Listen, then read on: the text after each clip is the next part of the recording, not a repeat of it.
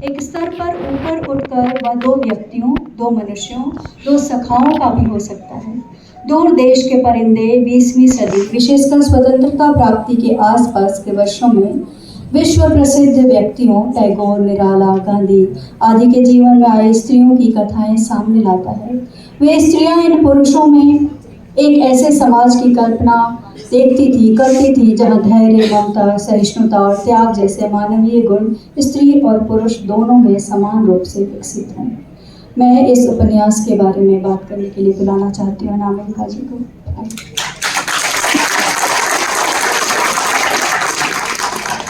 सबसे पहले तो हार्दिक धन्यवाद उन सब का, हमारे बंधु परिवार का, राजकमल परिवार का, नवल पुरुषों का, साथी स्त्री रचनाकारों का, जो 9 पालों वाले इस नाव पर अभी तक हमारे साथ हैं और एक लंबी यात्रा का संकल्प भी उनके साथ है। ऐसे सहचर पुरुषों से जो रिश्ते होते हैं स्त्रियों के, खासकर कॉन्फ्लिक्ट जोन में और इतिहास के मोड़ पर, कठिन मोड़ पर, वो एक नए तरह के समाज का मॉडल हो सकते हैं। क्योंकि जैसा कि बताया, नर मादा का रिश्ता ही नाता नहीं होता स्त्री पुरुष के बीच का। खासकर संकट के समय में जब कोई विजन लेकर किसी बड़े प्रोजेक्ट पर, किसी महास्वप्न के साथ कुछ साथ करने का जज्बा दिखता है। ये उपन्यास लिखा गया था जब हमारे यहाँ एक नन्ही बच्ची के जन्म की तैयारी थी। मैं इंग्लैंड में थी, मेरी समधिन मेरे साथ थी जो फ्रेंच लेबनीज हैं, और उनके यहाँ युद्ध छिड़ा था। इजराइल के साथ लगातार बमबारी हो रही थी। वहाँ जहाँ उनके पति जो पॉलिटिकल साइंस के प्रोफेसर रहे थे, वो अकेले अपने भाइयों के साथ और लोगों के साथ रहने को विवश थे क्योंकि उनकी सर्जरी हुई थी। अब मैंने उस क्षण देखा कि उनकी आंखें टेलीविजन के स्क्रीन पर एक एक जहाज का एक एक बम जो उससे गिरता था उसका पीछा कैसे कर रहे हैं।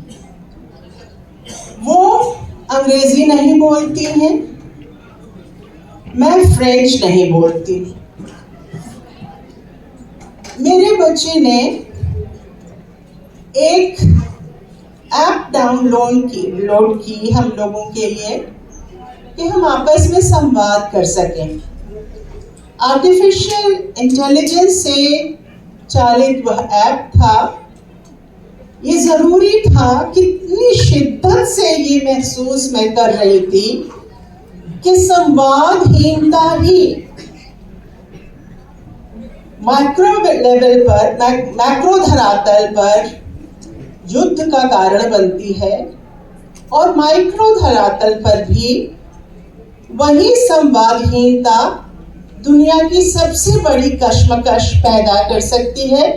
इस अर्थ में भी पर्सनल इज पॉलिटिकल कि जो ह्यूमन स्पेक्ट्रम इमोशंस का है और जो थॉट वेव्स का है, वो अंतरवैयक्तिक संबंधों में भी उतना ही मायने खेज होता है जो जितना पब्लिक स्फीयर में। और अबोला, कोल्ड वॉर, सिविल वॉर के अलावा विश्व युद्ध, इसके कॉन्टेक्स्ट में इनसे जो मुझे कहना होता था, मैं अंग्रेजी में टाइप करती थी और एआई को कहती थी कि फ्रेंच में अनुवाद करे, और फिर उनसे वो सामने बैठी थी मगर मैं उनको भेजती थी। मैं और वो उसके बाद बहुत देर मौन रहकर थोड़े से शब्द मुझे फ्रेंच में भेजती थी, अंग्रेजी अनुवाद उसी एआई से करवा के। ये एक उत्तर आधुनिक पाठ था उस समय का, जब सबसे पहले ये बात लोगों के सामने आया हुई थी, यानी विश्व युद्ध के दौरान, कि अगर सभ्यताओं में संवाद नहीं होगा तो संघात ही होगा उनके बीच। जितने भी युद्ध हुए हैं वो इसी समझ के अभाव में हुए हैं, वो घरेलू मोर्चों पर हो या बाहर में, कि हमें बेगाना लगता है, हम उससे बात नहीं करना चाहते। जानना ही मानना है। करीब से अगर आप किसी को जानते हैं तो उससे नफरत कर पाना आपके लिए संभव नहीं होता। इसलिए अंतर्वैयक्तिक संबंधों में और माइक्रो धरातल पर घरेलू ढंग से बतियाते हुए जिन भावनाओं को हम सामने रखते हैं, उसी तर्ज पे पब्लिक लाइफ, पब्लिक स्फीयर भी विकसित होना चाहिए, उन्हीं गुणों के साथ जिसकी लिस्ट अभी सुना है इसमें। ये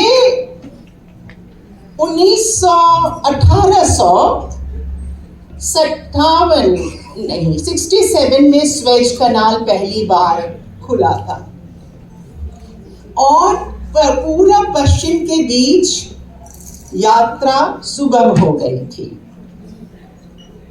किपलिंग जब कह रहे थे, oh, the east is east and west is west and the twain shall never meet, तो उस समय उनका ध्यान नहीं गया इस बात पर कि सभ्यताओं के बीच संवाद साधने के कितने वैयक्तिक यत्न हुए। वो बहुत सारे ऐसे पैसिफिस्ट का समय था जो यहाँ के चिंतकों पर, जैसे रामकृष्ण परमहंस पे भी रोमियो रोला ने एक किताब लिखी थी, टैगोर पे लिखी थी, गांधी पे लिखी थी। मैंने कल्पना की कि उनका एक शिष्य है जो भारत आता है उनके लिए रिसर्च मटेरियल जमा करने, सभ्यताओं के संवाद के इसी संकल्प के साथ, और वो उन केंद्रों पर रहता है जहां संवाद साधने के यत्न हो रहे हैं। स्त्री और पुरुष जिस नए तरह के बंधु परिवार की कल्पना कर रहे हैं, शांति निकेतन में, गांधी आश्रम में, थियोसॉफिकल सोसाइटीज के परिसरों में, और भी ऐसे कई केंद्र थे। हिमालय में एक राहुल सांकृत्यायन जो ग्रंथ लाए थे तिब्बत से, उनके अनुवाद के भी यत्न। अनुवाद के बिना तो संस्कृतियों के बीच संवाद संभव ही नहीं है। तो ये जो हमारा नायक है वो संस्कृतियों का भी अनुवाद करता चलता है, भाषाएं सीखता है और निराला के पास रहता है।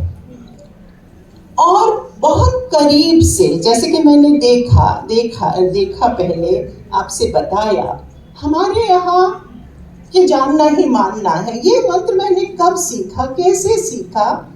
मेरे शहर में एक बीएन स्टूडियो होता था, वहाँ मुझे जो विश्वनाथ चाचा हम कहते थे, जैसे पुराने शहरों में लोग सब बड़े लोग चाचा ही होते हैं, तो मैंने उनसे पूछा कि आप बड़ी अच्छी तस्वीर खींच देते हैं, हमारी भी, जो कि हम अस्त व्यस्त भी रहते हैं तभी भी और सब तरह से।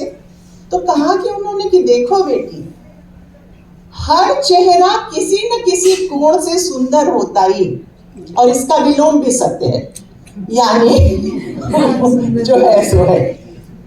धीरे धीरे मैंने जब विश्व युद्ध के समय का अध्ययन किया, उसका साहित्य पढ़ के या इस तरह के संस्थानों का अध्ययन किया, मुझे लगने लगा कि हर संस्कृति में और हर व्यक्ति में कुछ ना कुछ ऐसा होता है जिसके आधार पर उससे प्यार किया जा सके।